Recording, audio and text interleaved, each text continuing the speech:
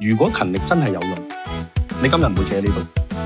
殘酷嘅現實係，你而家嘅努力正拖住你離 MDRT 越嚟越遠。點解你入行咁耐都仲未做到 MDRT？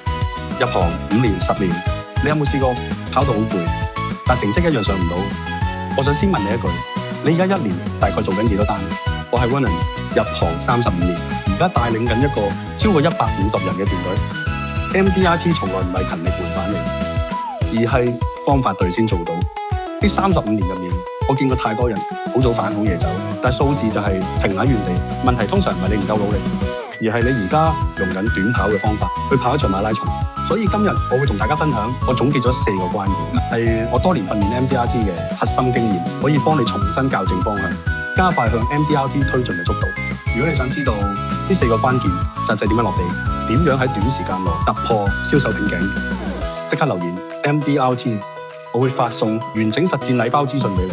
我係 Ronan， 我一直相信方法一變，結果就會變。MDRT 係可以被複製嘅。